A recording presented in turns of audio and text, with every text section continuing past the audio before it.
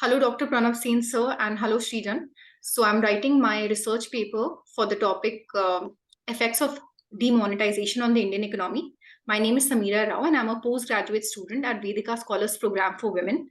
I'll be having a discussion with Mrs. Chavi Behl, ma'am. She is an educator and she has been a visiting faculty for macroeconomics course at Vedica. She has also been a vice principal for the Shri Ram School. She has done her bachelor's in economics from Lady Shri Ram College and a master's in economics from Delhi School of Economics. She's a wonderful teacher and she's been a great mentor to me. We'll be discussing demonetization. Thank you for agreeing for this, ma'am. My pleasure.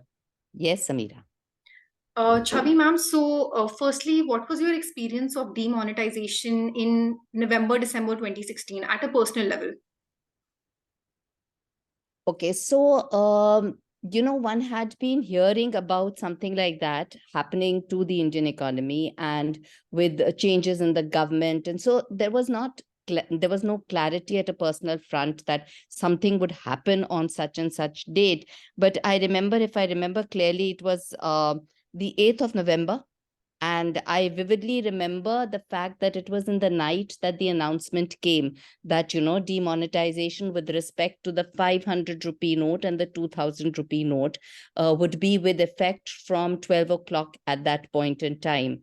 So the immediate impact personally was nothing on me, in the sense that there was hardly any cash in hand which had to be transferred or changed or anything of that nature. But of course, there was a lot of debate and discussion in the House suddenly, because there was this idea that, okay, whatever we have, if we have it as currency, will we be able to get the fresh notes as soon as possible? Because the economy, or your day-to-day household does function on a liquid currency. And so that was a question of debate and discussion, though I don't think immediately on that night it really impacted me to that effect. But of course, there were suddenly stories pouring in that people who had hoarded cash, that people who do not have in the sense have not deposited cash, would be in a problem or would have some kind of issue. So those were debates and discussions which were generally happening on WhatsApp and friends groups. And, so I would say that there was suddenly a fervor and this thing, but everybody wanted to know what would happen tomorrow. Yes, yes. Yes, ma'am, Yeah. I remember this. Ma'am, another question I want to ask you is about the corruption aspect of demonetization. From an economics point of view, would you agree if someone would say that it has really helped in solving the problem of corruption or black money problem in India, because now the notes have better security, or maybe it was a good decision? Or do you think in hindsight maybe there was more of a media frenzy and maybe it's not helped that much when it comes to stopping corruption? No, in fact, Sameera, I think the purpose was very clearly defined, and it is not the first time that demonetization actually took place in with respect to the Indian economy. It had taken place, if I remember correctly, sometime around 1946, and again one more time sometime around 1975-76 also. There had been demonetization, and here when it happened in 2016, the vision was very clear. The clear vision was that, yes, there was a lot of black money which was being circulated in the economy. There was a parallel black economy functioning. So yes, definitely, if there is demonetization, then what is the impact that it would have? Would be basically it would curtail the money in the hands of the people. If you curtail money in the hands of the people, then you are reducing purchasing power in the hands of the people.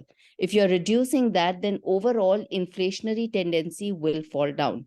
So the ultimate aim, I would suggest, I thought to myself, and giving an economics perspective, was twofold.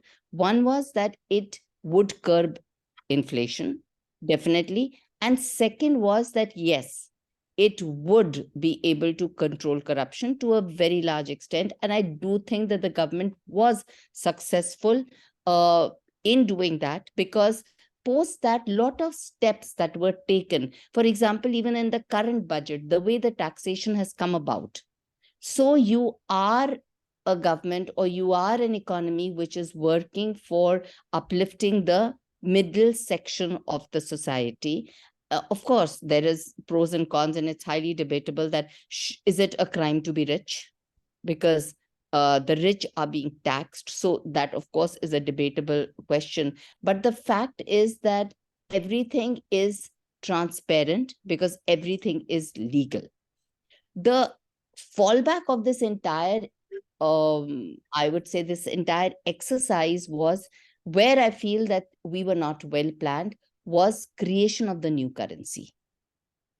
Because the problem was not so much of, so demonetization became a very big thing. But the main issue, I think, was that we did not have our currency ready. So that there was a situation where people were standing outside banks, trying to get their currency converted, but the fresh currency had not been issued. So casualties, there were lots of stories about deaths, about people, being trampled in long queues, standing outside banks. But the problem was not demonetization. Problem was that no new currency had been created. ATMs were empty. Yes, yes. Yes, ma'am, I think that's right. Yeah. So I remember that was a larger issue. Yes, ma'am. Demonetization per se is, I think, was the right act, was the right thing to do. I just feel that it could have been better planned. Okay, one option was that you did not want to give people the notice that they have in hand to transform their money. But whatever you did, you should, as a government, have been ready with the newer currency. That is where my objection to the entire episode was. Right. And ma'am, when I was researching for this paper, that's a very valid point. When I was researching for this paper, I actually found out research which said that actually when you print notes, new notes, it takes a lot of time when the machine prints the notes. Yes. So when we say demonetization has happened, what we realize is there's a time lag. So we may print the notes in the first week, second week, third week, fourth week, but it will not cover whole of India. It can cover maybe Delhi, Bombay, Yes. but it cannot cover, let's Yeah. say, Bihar. So that is something I realized myself. And another thing that I noticed when I was researching this paper was so adoption of digital payments, like for example, Paytm, Google Pay. My research that other people have done. So I was seeing some economists that were studying demonetization in India. So they said that because banks did not have cash, especially in rural areas and smaller towns in Indian cities and states, the backward regions especially, they quickly adopted to Paytm, for instance, because they didn't have access to an ATM, they didn't have cash, so they were adopting to these new fintech applications, and they saw a rise in that period, like 2016 and to 2017. So There was a tremendous surge. You're bang on. Actually, that report is absolutely correct, because Paytm, Google Pay, all those things suddenly went on an upsurge during that time. Sorry to interrupt you. You were saying something. Sorry. No, ma'am, this is it. I just wanted to point that out. Like you said, I think it was related to that printing of the notes because they were not able to print in Yes. time Yes. and they didn't have enough Yes. cash, so they were adopting other forms of payment. Ma'am, is there any other point you would like to put forward in this discussion on demonetization?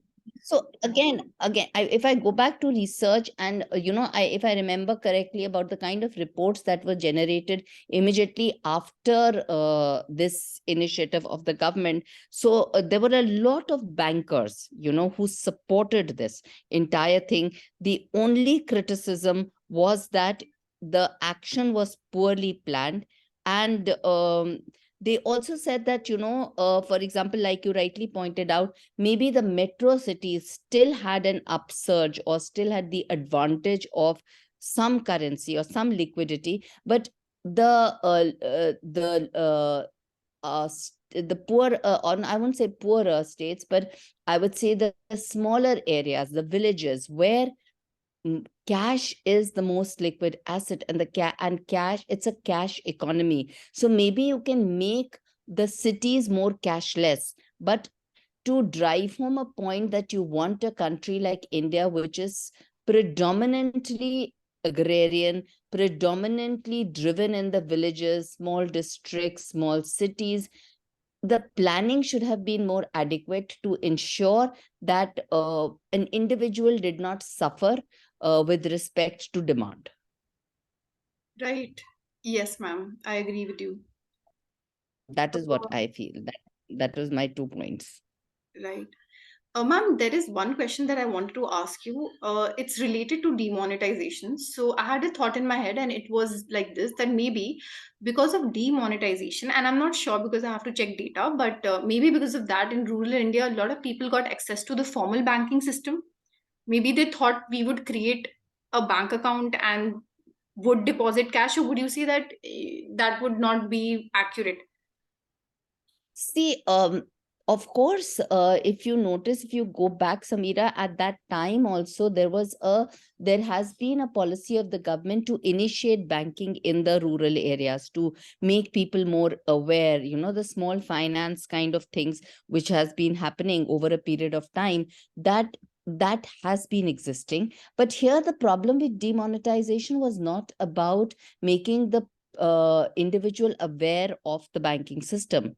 That's fine. But it was more about the fact, unfortunately, even if you make the individual aware of the banking system, demonetization implied that suddenly the currency was redundant.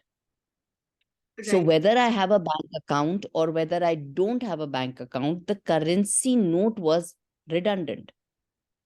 So all the cash that I have in hand, which is majority of my budget in a rural area, in a rural household, suddenly had no value. No value, right? And I guess it would hit them harder because that is their own. Yes, Most of the yes, things, I'm guessing it's in liquid cash. They don't have much correct, correct. electronic form. See, yeah, also because there was taxation and people in villages would avoid taxation to a certain extent. Now, when you are taking direct cash in hand, maybe the impact of a GST or an indirect tax is not so direct on the individual. So in the rural areas, it is more cash economy, and in the urban areas, maybe it is a more cashless economy. So in the rural areas, the first impact of such a situation is my money in hand has no value. What do I do? Right. I have earned that money with hard work, but I can't buy goods and services with it. So it's redundant for me. So that hits me worst than anything else. Banking system, explaining banking to people is a parallel theory or parallel philosophy or parallel game which you could have planned out for the economy. But if the planning of demonetization was executed better, I think we would not have suffered. People would not have suffered so much. Right. I agree with you. I think the planning could have been done in a better way. And when I was researching, I also found out, like you correctly mentioned, that India has had demonetization in the past. But I was comparing India's demonetization to, let's say, Australia's demonetization or UK's demonetization. And the only thing that I found was, if we compare with a more developed country, theirs is more systematic and planned. And another thing is, it's in phases, like phase one, phase two, phase three. And with us, maybe the phases were not there. It was declared and then it just happened. And when I also came across this another research, it was by Geeta Gopinath of Harvard and Gabriel. So their research was saying that they basically measured the electricity output throughout India in different states just to see which area had more economic activity and less economic activity during the demonetization period. So their data shows that in the last quarter of 2016, like from October, November, December, economic activity actually drops because electricity is not being used. So they use some data related to electricity and lights. And then they said that that did pick up, but that picked up by mid 2017, like around April, May 2017. So for those 6 months, like end of 2016 till early 2014, there was a huge difference between electricity generation, let's say in Delhi and Bombay versus rural Uttar Pradesh and rural Bihar. And their point was that because there was not enough cash there, people were not able to Correct. run their factories or their business. And this was the Yeah. immediate aftermath. And then they have mentioned in their paper, but in the long term, it has not affected. Long term would be like 1 year, 3 years, or 4 years. But in that immediate It would have aftermath, evened out. yeah, in the immediate aftermath. So Yeah. these were some interesting research findings when I was researching for my paper. And Chavi ma'am, I want to thank you for your time, for having this very intellectual discussion with me. Completely my pleasure. And I think it's an awesome topic that you're working on, and all the best for your research. It's really interesting to note the kind of interest and passion with which you have taken this up. So, all the best. Thank you, ma'am. I really appreciate it.